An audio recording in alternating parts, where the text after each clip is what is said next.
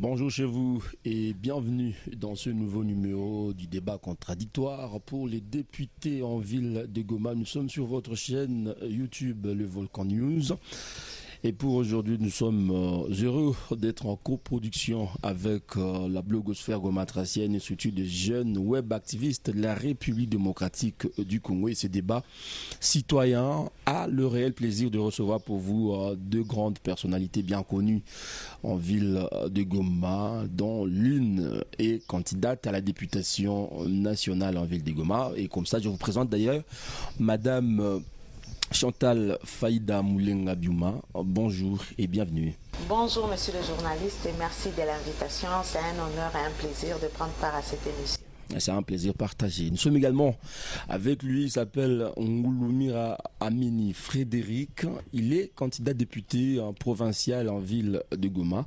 Bonjour et bienvenue. Merci pour l'invitation. Bonjour à tout le monde. Merci également de nous avoir associés à ce débat avec mon éminent co-débatteur, Madame Chantal Faïda.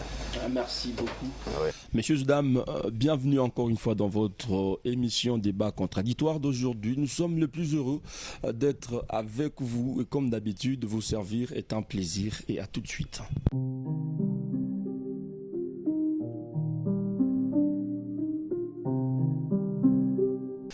Madame Chantal Faïda Moulenga Biuma, qu'est-ce qu'on peut retenir de votre personnalité si une fois vous êtes en train de vous présenter devant ces citoyens de la ville de Goma que vous invitez à voter pour vous?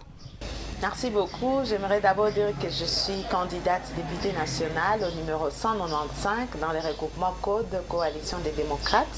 Mais je suis ici du parti politique ADER, Alliance pour le développement et la République, parti cher à l'honorable Vice Moutiro Abachara, qui a posé sa candidature au niveau provincial, le numéro 216. Ma candidature est populaire parce qu'elle a été demandée par la population au regard de nos actions phares menées depuis plusieurs années dans la ville de Goma. Et principalement, 3 points ont meublé notre programme politique, à savoir la sécurité, les sociales, ainsi que l'accès à l'éducation, sans oublier les autres secteurs, les infrastructures et autres points majeurs. La sécurité, depuis près de 3 ans, nous produisons un carnet sécuritaire ville de Goma qui reprend tous les incidents majeurs. Et ce carnet est déposé auprès des autorités politico-administratives de la ville pour mener un plaidoyer.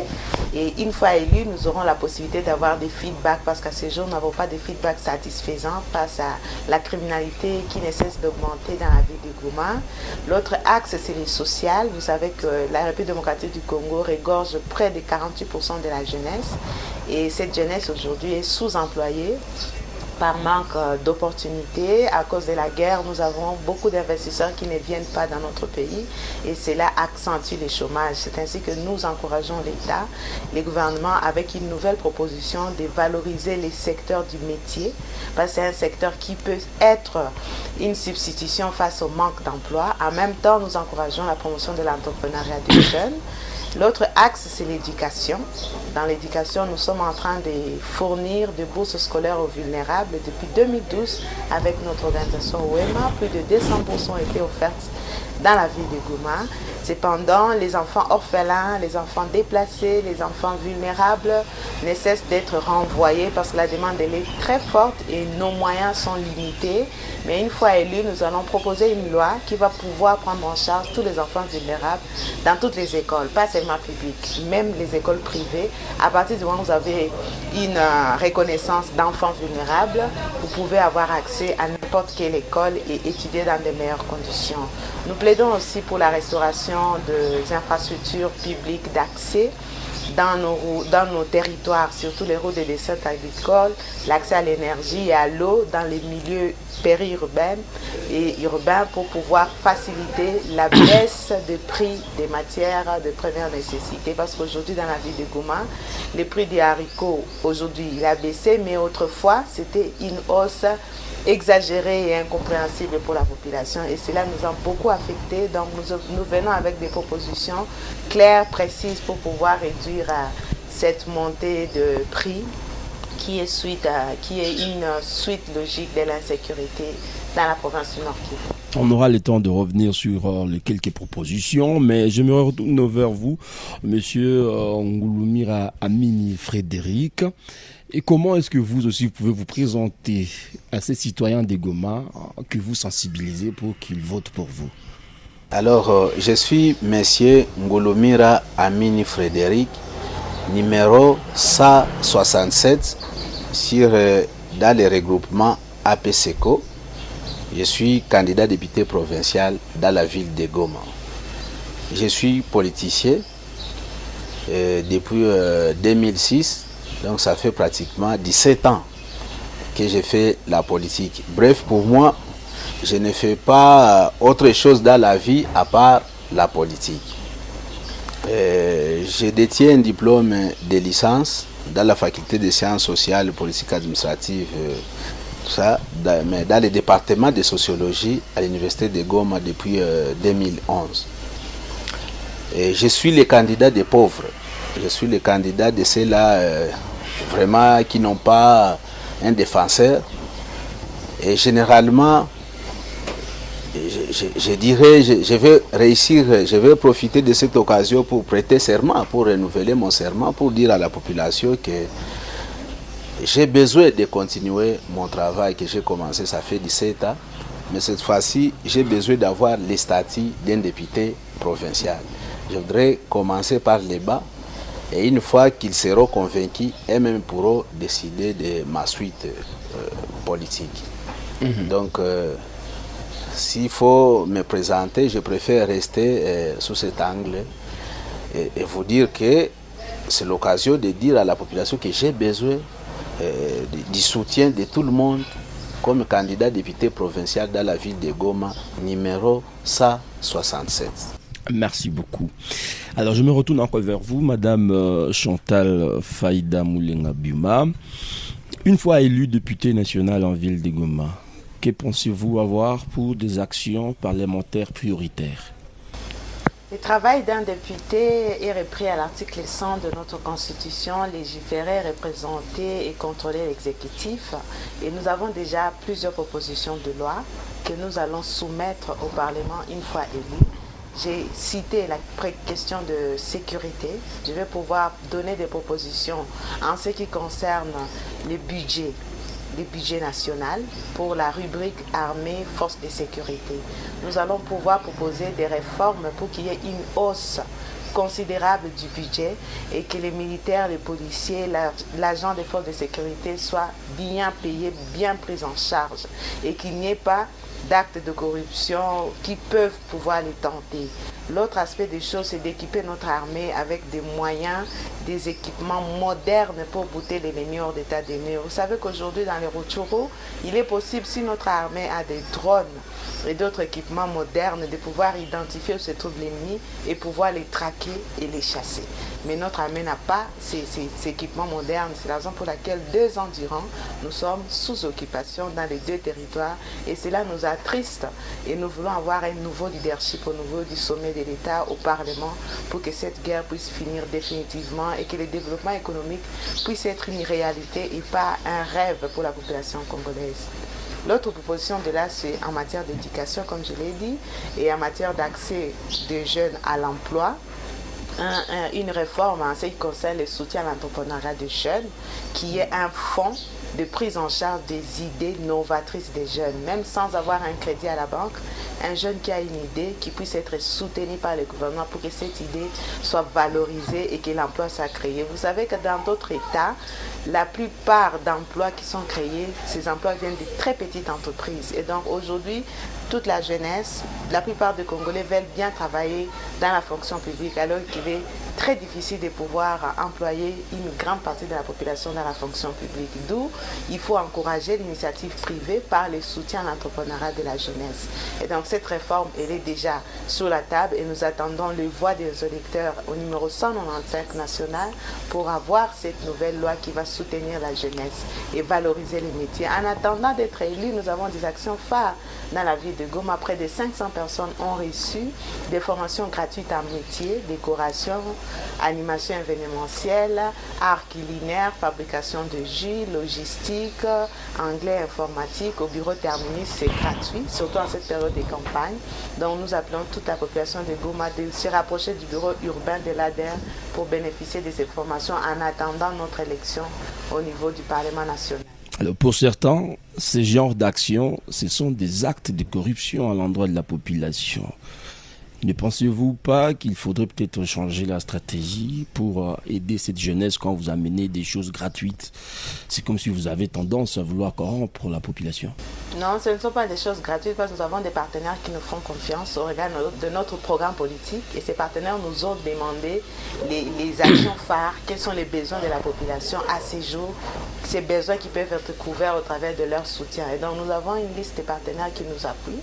Parce que chaque formation gratuite est financée et appuyée par un certain nombre de nos partenaires. Nous, tout ce que nous faisons, c'est déjà la preuve que nous faisons un bon plaidoyer parce que nous ramenons déjà des partenaires pour la ville de Goma. Et pour ne pas prendre cet argent, les mettre à l'intérêt de notre famille, nous la destinons à la population parce que ce sont des financements qui viennent pour la population. C'est ainsi que ces formations sont gratuites grâce à l'appui de Très bien. Et à vous, Monsieur Frédéric, pensez-vous, une fois élu député provincial à la ville de Goma, quelles seraient peut-être les actions parlementaires qui sont prioritaires pour vous? Merci beaucoup. Me permettez d'abord que je réitère mon appel à l'endroit du chef de l'État par rapport à cette question des députés nationaux et provinciaux. Je redemande au chef de l'État, franchement, de commencer d'abord par réduire les émoluments des députés nationaux et provinciaux. Pourquoi cela? Et quel est l'avantage de cela? C'est parce que, évidemment, la politique au Congo est devenue... il y a beaucoup de désordre dedans. C'est devenu du n'importe quoi. Aujourd'hui, la population a du mal à savoir qui veut vraiment défendre la population. Tout simplement parce que tout le monde s'est jeté dedans. Et moi, je suis convaincu que si aujourd'hui, on acceptait de donner juste $1000 à un député, qu'on commence par $1000, 1000, 1500, je sais que tous les commerçants politiques vont fuir, je sais que tous les aventuriers politiques vont fuir et les bénévoles, ceux qui ont la vocation de la politique, ils vont continuer à la faire. Parce que nous, ça fait 17 ans que nous la faisons. Ça fait 17 ans que nous prenons les risques pour le peuple. Ça fait 17 ans que nous défendons ce peuple. Est-ce que vous le faites pour rien? En tout cas, nous le faisons par conviction. Parce que, bon, nous ne sommes pas payés pour cela. Et pour cela, je pense que si le chef de l'État veut que ces désordres, parce que tu as vu cette panoplie de candidats qu'on enregistre dans la ville de Goma, qui n'ont jamais, pendant que nous avons des problèmes dans la ville de Goma, pendant que nous avons des difficultés, ils n'ont jamais pris le courage même de parler. C'est vrai, ils ne peuvent pas jouer le rôle de ceux qui sont dans les institutions, parce qu'ils n'y sont pas, mais au moins juste exprimer leurs opinions, donner leur position politique. Ils ne l'ont jamais fait pendant 17 ans. D'ailleurs, dans l'introduction, je vous dis que nous, quand on faisait toutes ces actions politiques pour l'intérêt de la population, quand nous faisions les manifestations pour revendiquer que les routes soient construites dans la ville de Goma, on nous injuriait. On disait, mais ces gens, ils pensent qui va les écouter et tout. Mais quand notre pression a payé et que les routes ont été construites, tout le monde est content. Aujourd'hui. Donc maintenant, vous voulez nous faire croire que c'est votre pression qui a fait que nous ayons des routes en ville de Goma? C'est pas par hasard, parce qu'il y a d'autres villes qui n'ont pas de routes jusque-là. Est-ce que les routes sont là grâce à votre combat? Oui, il faut l'avouer. Qu'est-ce qui c'est pas seulement nous. Pour être juste, c'est pas seulement nous, il y a une élite collective, mais nous avons pris les devants. Tout le monde sait que nous avons pris les devants. Moi, j'ai des cicatrices ici. J'étais fusillé, vous vous rappelez, au rond-point Signes, quand nous faisions des manifestations. C'est pas rien. Et nous avons poussé la population à exercer la pression sur les régimes, sur ceux qui gouvernaient. Et se sont dit, mais on ne sait pas gouverner comme ça si chaque semaine, si chaque jour, il y aura des manifestants qui revendiquent des routes, construisons des routes. ça profite à toute la population. À chaque fois qu'il y a l'insécurité, qu'il y a les problèmes de kidnapping, qu'il y a les problèmes des agents fonctionnaires de l'État qui ne sont pas payés, et tous les restes des problèmes, nous nous sommes exprimés. C'est pour cela que je vous dis que les chefs de l'État, les hautes institutions de la République devraient maintenant nous aider pour mettre un peu de l'ordre, pour mettre de l'équilibre, pour harmoniser les choses. Mais alors, parce que la question principale est de savoir en quoi je vais être utile à la population une fois élu député. Moi, je vais vous remettre ces documents, ces carnets, où j'ai listé tous les problèmes, ou du moins les grands problèmes de la ville de Goma. Et à travers vous, je souhaite que vous puissiez me les rappeler et que vous puissiez aussi me dire, écoutez, monsieur Ngulumira Amini, numéro 167, député provincial, vous aviez dit ceci. Et moi, je vais commencer d'abord par l'insécurité. Je sais, c'est vrai que l'insécurité, pour ne pas faire l'amalgame, l'insécurité relève du pouvoir, plutôt la gestion de la sécurité, pour la plupart des cas, dans sa grande partie, relève du pouvoir central. Parce que par exemple, les services tels que la police, l'armée, sont gérés par le pouvoir central. Mais un député provincial, il a aussi le rôle à jouer. Il ne doit pas se cacher. Il doit mobiliser la population. Parce que d'un, c'est la population qui va contribuer à dénoncer les malfaiteurs. Par exemple, les criminels qui sont dans nos quartiers. Même les députés provinciaux, ils peuvent dénoncer.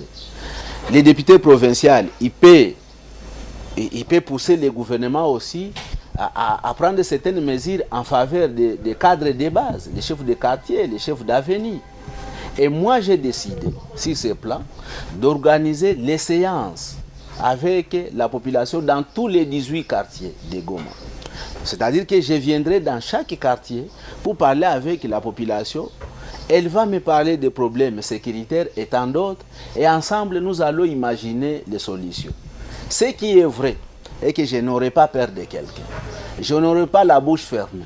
D'ailleurs, il y en a qui me surnomment la bouche armée de la population. C'est-à-dire que je vais utiliser ces dons, cette bouche que Dieu m'a donnée pour l'intérêt de beaucoup de gens. Parce qu'aussi dans ma conviction, j'ai toujours pensé que vraiment, très honnêtement, que je suis créé pour aussi servir les autres. C'est ce que je vais faire sur le plan sécuritaire. Le deuxième problème, c'est par rapport à la famine. Par rapport à la famine. Les difficultés que nous rencontrons pendant la campagne électorale. Vous voulez discuter avec quelqu'un, il vous dit d'abord, amenez-moi à manger. Effectivement, parce que les politiques ont échoué dans certaines mesures depuis plusieurs années. Les politiques que vous êtes. Il faut l'avouer. Moi, je crois que ceux qui ont géré ces pays, depuis même l'indépendance, ils ont échoué. Parce que s'ils n'avaient pas échoué, en fait, ils ont commis, il y a des ratés. S'il n'y avait pas de ratés, aujourd'hui, la population ne serait pas dans cette situation de précarité et les gens pouvaient avoir un fisc à manger. Les gens n'ont pas à manger. Vous venez discuter, vous voulez parler projet de société, vous voulez parler de la situation sécuritaire et le reste. On vous pose d'abord la première question de savoir si vous avez l'argent que vous allez donner aux électeurs. Ça ne pouvait pas se faire comme ça. Et moi, je pense, qu'est-ce que nous pouvons faire? Comme députés provinciaux, nous devons pousser le gouvernement provincial. Heureusement que nos collègues députés nationaux, on va faire les relais aussi pour les pousser, à pousser les gouvernements à leur niveau, en fait que l'on construise les routes. Et moi, je ne parle pas des routes de Goma. Je parle des routes qui quittent Goma jusque dans les milliers ruraux. Des routes des certes agricoles. Dans les milliers ruraux, vous allez à Beni, vous allez à Rutshuru, vous allez à Masisi, vous allez à Walikali. Si nous avons des routes, nous aurons la facilité, disais-je, qu'on puisse évacuer les produits champêtres et les gens auront à manger. J'ai été dans l'un des villages, c'était à Bukombo les années antérieures. Il y a les sorgho, les maïs qui pourrissent là-bas parce qu'il n'y a pas les possibilités de les évacuer jusque dans les centres de consommation. Et si nous faisons cela, au moins la population aura accès à manger, à la nourriture. Et nous pensons que les gens ils peuvent avoir du temps pour réfléchir. Le troisième problème pour moi, auquel je vais me concentrer avec toute mon énergie, c'est le problème de l'insalubrité dans la ville de Goma. C'est inacceptable. ce que nous vivons. Vous rencontrez parfois vers Alanine et dans d'autres coins vraiment des montagnes de saleté. Pourtant, Goma, c'est la ville touristique. Et voilà, elle est supposée être la ville touristique. Et les autres l'appellent la ville la plus propre de la République. Non, elle n'est pas encore la plus propre. On l'appelle la plus propre parce qu'ailleurs, c'est grave que ça. Mais nous devons nous améliorer. Nous devons faire mieux que ce que nous avons aujourd'hui. Moi, je pense que les maires de la ville, les bourgmestres, les chefs de quartier, les chefs d'avenue doivent être mis en contribution pour qu'on puisse trouver la solution dans la gestion des déchets. Et moi, comme député provincial, je ne peux pas me taire pendant qu'il y a ces problèmes. Si nous voulons que nos électeurs puissent régulièrement voter pour nous, mais nous devons d'abord veiller sur leur santé. Ils doivent être en bonne santé pour aller dans les centres de vote. Ils doivent être en bonne santé. Être en bonne santé, c'est éviter aussi les salubrités. Les mamans qui vendent à côté des poubelles, c'est inacceptable dans une ville où nous sommes. Le quatrième problème pour moi, c'est l'eau et l'électricité. Et je pense que par rapport à ces problèmes, il faut privilégier les partenariats publics-privés. Il faut une manœuvre des privés aussi pour investir dans ces domaines, de l'eau et de l'électricité. Et si nous avons de l'électricité, ça va nous offrir beaucoup d'avantages. Ça va contribuer aussi dans la plupart des cas pour la lutte contre le chômage. Je vais y revenir quand je vais parler du chômage. Et effectivement, le cinquième point pour moi, c'est le chômage. Moi, je pense par rapport à ce point qui concerne le chômage, qu'il faut réfléchir et que je suis capable, je sais que je suis capable de proposer les pistes de solutions au gouvernement. Nous devons éviter la tracasserie. La tracasserie fait que beaucoup d'investisseurs ne viennent pas nous apporter des solutions par rapport à la jeunesse. Comment vous voulez que nous puissions avoir des entreprises? Comment nous aurons des industries s'il y a des tracasseries? Beaucoup de taxes. Il faut payer les impôts. C'est tous les jours qu'on vous tracasse. Et les investisseurs préfèrent aller là où il y a la sécurité, là où il y a l'électricité, et là où il n'y a pas de sécurité, et là où plutôt il n'y a pas de tracasserie. Et nous devons veiller pour que donc ces investisseurs se retrouvent dans les bonnes conditions. C'est-à-dire qu'il faut améliorer les climats des affaires. Okay. Et là, il faut encourager aussi que les guichets uniques puissent nous aider. Il faut donc que les guichets uniques puissent nous permettre de réduire dans certaines mesures les tracasseries. Si cela est fait, il y aura des industries ici, parce que nous aurons déjà travaillé sur la sécurité, nous aurons déjà travaillé aussi sur l'électricité et l'eau. Et les jeunes vont travailler, parce qu'il y a un débat dans la cité. Déjà, ils vous disent, mais il faut chasser tous ces biens qui sont dans les entreprises, même si vous les chassez. Il y a beaucoup de jeunes. Il y a beaucoup de jeunes, vous ne saurez pas les remplacer tous. Aussi, ces vieux aussi, ce sont des Congolais, ce sont nos papas. Ils méritent aussi de travailler, ils ont des familles à nourrir. Et un autre problème que je vais soulever à l'Assemblée, c'est le problème des journalistes. On ne peut pas... Des journalistes? Oui, le problème des journalistes. Pendant que nous tous, aujourd'hui, c'est grâce aux journalistes, c'est grâce aux médias que nous parvenons à nous exprimer, que nous parvenons à communier avec la population, même les gouvernants. Les jours où les journalistes, c'est parce qu'on néglige ces quatrièmes pouvoirs, mais les jours où ils vont se taire, ça sera de l'hécatombe. Même les gouvernants, ils parviennent à communiquer avec l'opinion, avec la population, disais-je, grâce aux journalistes, grâce aux médias. Mais il faut voir comment ils sont traités. Ils n'ont même pas accès à l'information. Et moi, je ne voudrais pas que je sois plutôt politicien dans la ville de Goma, député provincial, et que les journalistes se retrouvent dans ces conditions-là. Donc, moi, je me dis que je suis le candidat aussi des journalistes. Et je vais faire de mon mieux. Oui, je vais faire de mon mieux pour que les médias, pour que les journalistes se retrouvent dans leurs droits. Encore que les médias, ils ont aussi le droit à des subventions. Pourquoi ne pas donner cet argent? Si, comme c'est prévu, pourquoi ne pas en donner aux concernés? Donc, moi, je crois que je vais être la bouche de tout cela, y compris les journalistes et les médias. Merci. Le septième problème pour moi, je voudrais finir, je vais m'attaquer au détournement, à la corruption et le tribalisme. Peut-être que nous n'avons pas assez de minutes, mais je vais citer les grandes lignes. C'est aussi ma préoccupation. Je ne peux pas tolérer le détournement, la corruption, le tribalisme. Je dois attaquer ce fléau avec la dernière énergie. Le huitième problème pour moi, les marchés On ne peut pas accepter que les gens s'approprient les parcelles de l'État comme ça et que nos mamans manquent où vendre. Vous quittez l'aéroport de Goma jusqu'à Mugunga, jusqu'à Sake, il n'y a pas de marché. Les jours où les véhicules vont tomber sur nos mamans, sur le commerçant, vers Alanine, vers Rompueruchuru, tout ça, il y aura des dégâts énormes. Et moi, je viens aussi pour me préoccuper de ces problèmes. Ça doit être mis à la table et on doit trouver des solutions. Le 9e problème, parce que j'étends vers la fin, c'est le transport dans la ville de Goma. Il y a beaucoup de désordre dedans. Vous trouvez parfois, il y a des gros véhicules qui viennent en pleine journée, ils empêchent la circulation. Les transports, pour moi encore, les maires de la ville, les ministres des Transports, ils doivent y veiller. Les 10e problème, parce que ce ne sont que 12. On ne saura pas arriver à la fin. Non, c'est seulement 12. Le temps est en train Je suis à 10. Permettez-moi une minute. Synthétiser en 30 secondes. En 30 secondes, il y a aussi les problèmes de santé. On doit continuer à construire les centres de santé, les hôpitaux, les équiper aussi, surtout aussi dans les milieux ruraux. Et quelques cas que je vais défendre. Les gens qu'on a tués en Docho, les Wazalendo, là, j'insiste, je réitère ce que j'avais dit. Est-ce que ce n'est pas du populisme sans qu'on parle de Wazalendo? Parce que tout le monde veut finalement se faire appeler. Non, moi je l'ai dit différemment de tous les autres. Et je l'ai dit depuis bien avant. Moi j'ai parlé de cette population depuis plus de 17 ans. Il n'y a rien de populisme dans ce que j'ai dit. Mais je suis sincère. L'État congolais est responsable des tueries qui ont eu lieu en Docho. Parce que les militaires ont été condamnés pour cela. Mais quel est le sort?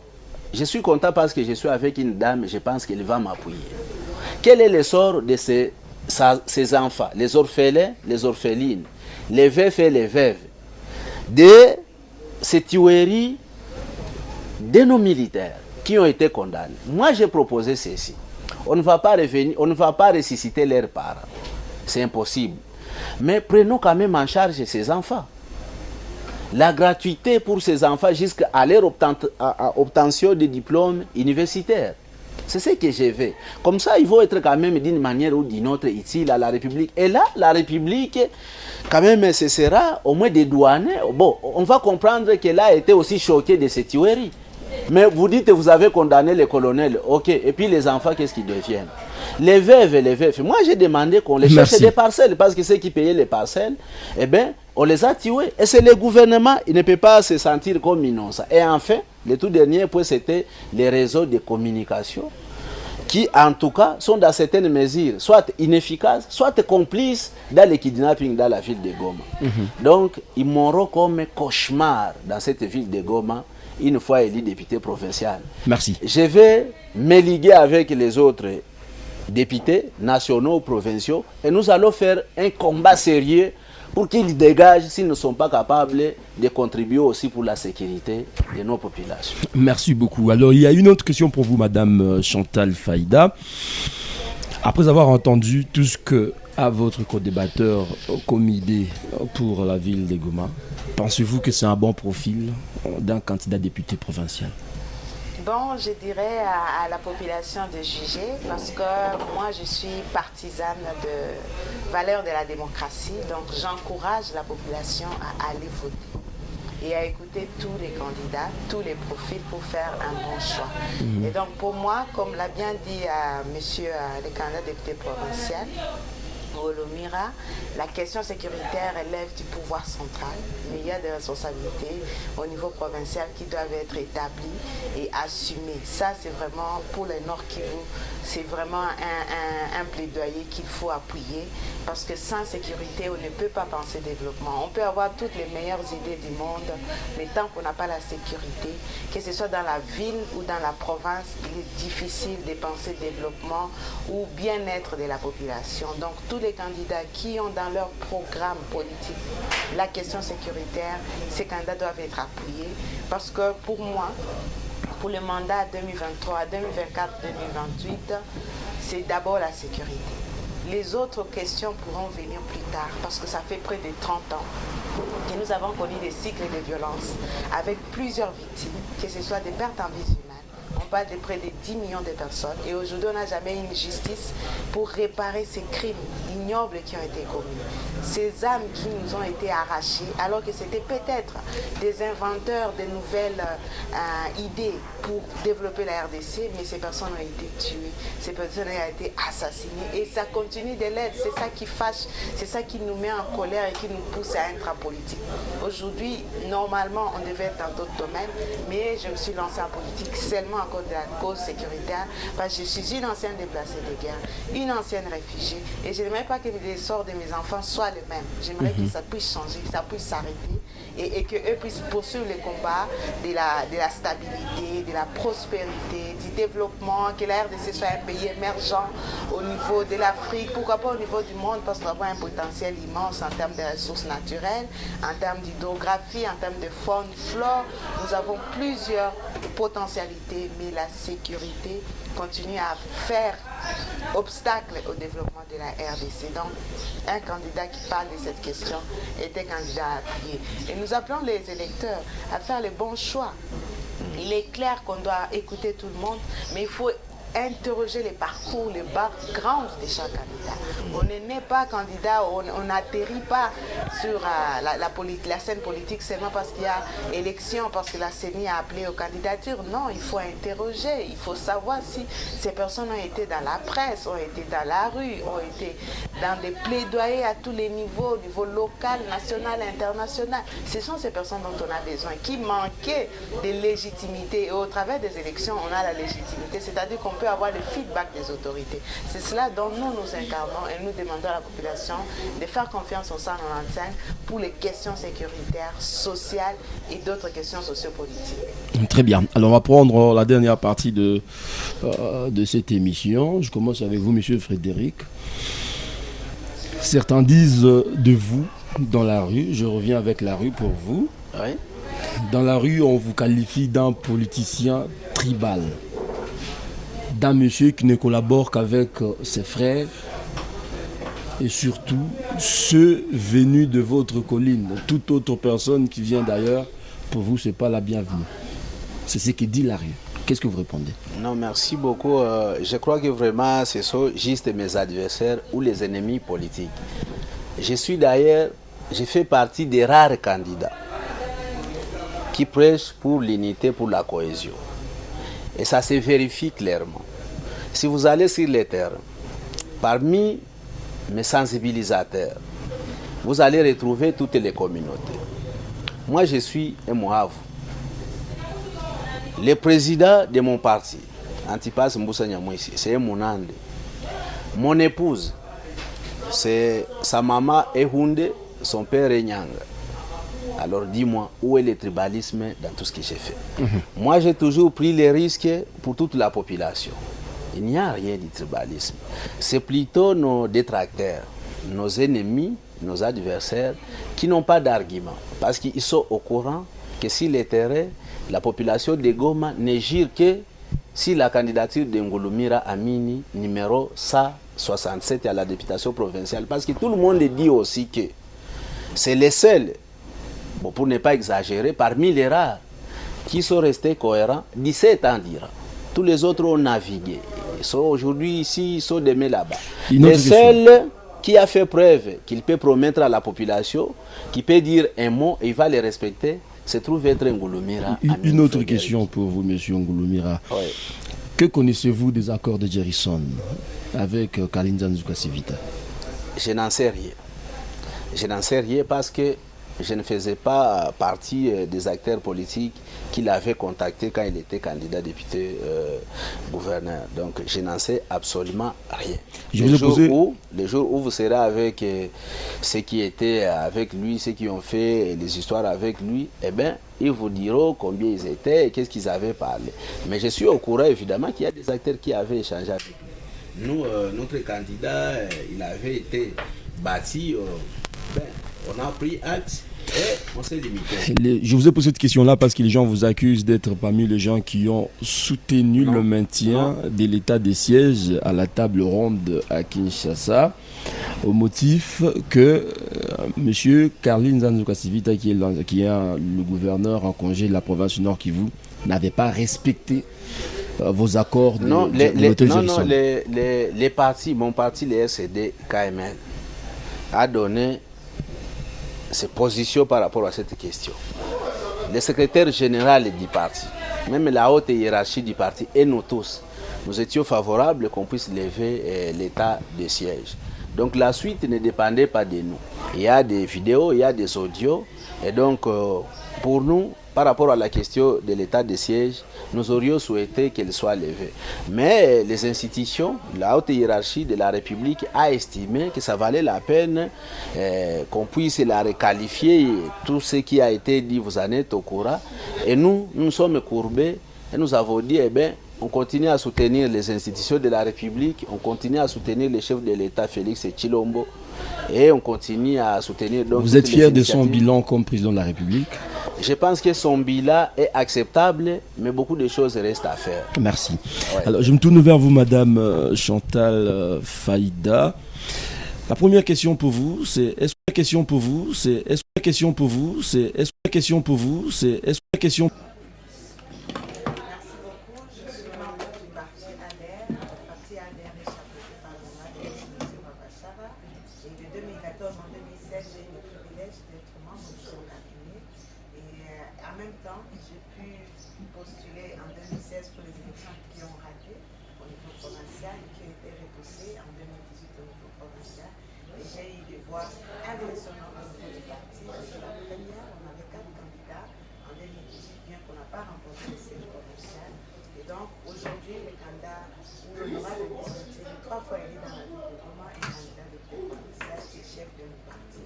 Moi, je suis fédérale ville de Goma, parce que nous avons une coordination provinciale, mais moi, je suis la coordination de la ville de Goma.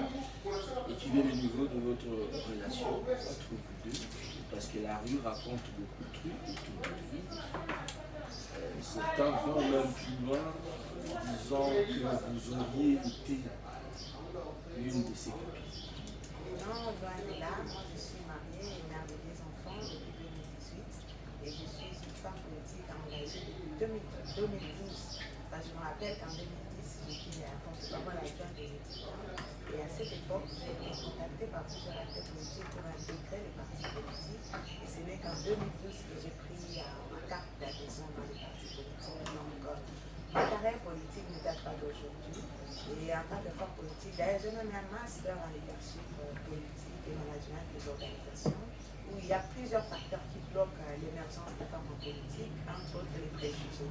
Moi, tout ça, c'est derrière moi, parce que je suis une personne intègre, digne d'une éducation irréprochable, une chrétienne, et je continue à émerger. J'ai occupé plusieurs postes de responsabilité avec dignité, et les bilans peuvent prouver, et les personnes, les collègues, les anciens collaborateurs peuvent prouver mon degré d'intégrité en termes politiques. Donc l'honorable Ntiro Bachara, que je respecte bien, est également marié et père de famille et continue à collaborer. Je ne suis pas la seule femme en cadre du parti, nous avons plusieurs collaboratrices ou cadres du parti qui sont femmes et donc je ne vois pas pourquoi, quand une femme occupe une poste de responsabilité ou ambitionne d'être en politique, on doit lui taxer des obstacles pour pouvoir la décourager. Mais loin de là, moi je suis déterminée et je suis sûre que pour 2023, je serai victorieuse pour la ville de Goma, parce que la ville de Goma a besoin d'une voix, de l'espoir, comme je m'appelle bien, d'une voix qui va porter les questions de la population et pourquoi pas d'un appui, d'un soutien venant des femmes, parce que les femmes font partie aussi des citoyens congolais. Nous avons les articles 11, 12, 13, 14 de la Constitution qui parlent de l'égalité en droit, en dignité des hommes et des femmes congolais. Pourquoi les femmes doivent croiser les bras et attendre que ce soit les hommes qui fassent tous les travaux politiques et pas elles? Leur contribution depuis 1960, on n'a pas enregistré d'énormes propositions politiques pour faire avancer la nation. Aujourd'hui, nous nous sentons coupables de cette crise sociale, crise économique en tant que femmes. Nous venons avec une idée révolutionnaire pour pouvoir donner une donne diversifiée des gouvernances politiques. Donc les femmes sont déterminées et moi particulièrement, je suis même coach. Je coach d'autres femmes candidates politiques.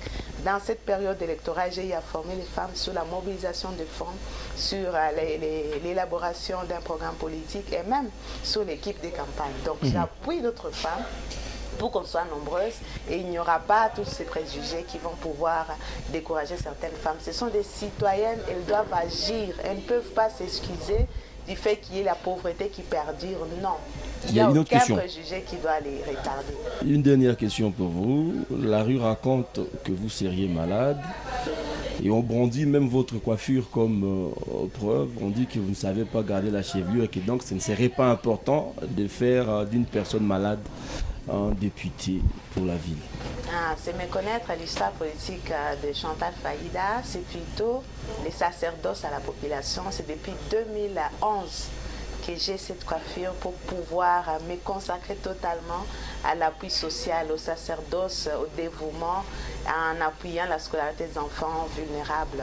En 2010, j'étais porte-parole adjointe des étudiants de l'ULPGL.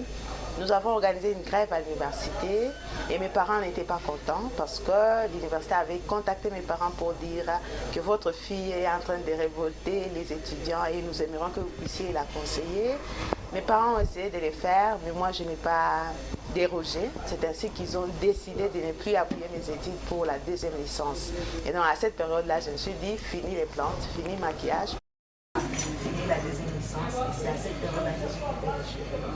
Après, j'ai commencé à travailler, mais je me suis dit qu'il y a beaucoup de déplacés, beaucoup d'enfants vulnérables dans la ville de Goma. Pourquoi mettre des perruques, des plantes, alors que je peux aider avec les $20 toutes les 2 semaines pour appuyer la scolarité des enfants. Et donc, interroger les membres de Goma, ils vont vous donner l'historique de ma coiffure qui est modeste et que j'aime bien, que j'aime bien pour pouvoir agir. Donc, c'est le niveau.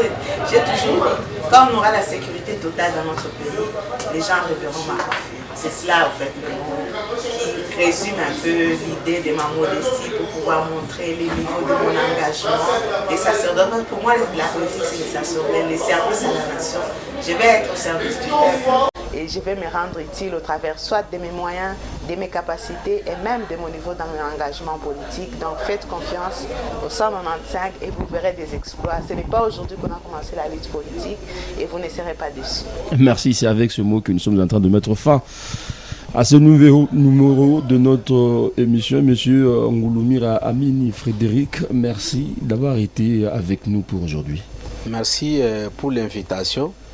Si tout le monde pouvait regarder dans mon cœur, il n'y a personne qui pouvait voter pour autre personne. Même les autres candidats allaient voter pour moi. Parce que vraiment pour moi, je suis décidé depuis toute ma vie de servir les autres. Je suis le numéro 167 à la députation provinciale. Merci. Je vais finir par souhaiter bonne chance à Madame Faïda, qui pour moi elle a des qualités énormes. Donc pour moi, je soutiens donc des femmes, hein. Madame Faïda, je soutiens aussi Hortense. Hortense qui est sur la liste AMS et des hommes à la députation nationale. Donc comme je suis invité avec une femme, je me limite à citer les noms de ces deux-là. Et pour le reste, je pense que cette fois-ci, la population ne doit pas se tromper. Et il faut surtout signaler, les journalistes, vous devez nous aider à dire à la population, oui, même si nous sommes à la fin, j'insiste, dites à la population de ne pas se fier sur l'argent. Il y a l'argent qui va venir même des ennemis de la République, même du M23, même des candidats financés par l'ADF Nalou et le reste. Et on risque de se tromper et laisser les meilleurs candidats. Les meilleurs candidats, c'est nous. Nous n'avons pas de l'argent à distribuer, mais nous avons les capacités, nous avons la volonté et l'expérience et tout ce dont nous avons besoin pour servir les pays. Merci beaucoup.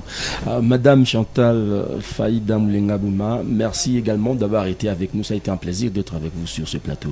C'était un honneur et un privilège de prendre part à ce débat. Et j'ajoute également que dans mon programme politique, je porte haut la cause sociale, la santé, beaucoup plus les dépistages gratuits des cancers féminins et masculins. Notre pays est le seul à ne pas avoir ces dépistages gratuits. C'est ainsi qu'on enregistre un nombre impressionnant de pertes en vie humaine à la suite de cette maladie dont l'origine demeure inconnue à ce jour. Et ainsi que d'autres questions de santé, j'aimerais que nous puissions avoir une politique de santé qui est très déterminante en termes de prise en charge et de préserver l'homme congolais. Donc l'homme est au centre de notre préoccupation politique. Voter 195, c'est voter pour les changements. Et bonne chance aussi à notre candidat provincial, Ngouloumira Amini. Frédéric. Merci beaucoup. Messieurs et dames, au nom de Le Volcan News et de la Blogoma, je suis Franck Kaki en train de vous remercier de nous avoir suivis. On se retrouve très prochainement pour un autre numéro de votre débat contradictoire, les idées, les échanges citoyens. Nous sommes la référence et on vous sert sans nous fatiguer. Au revoir.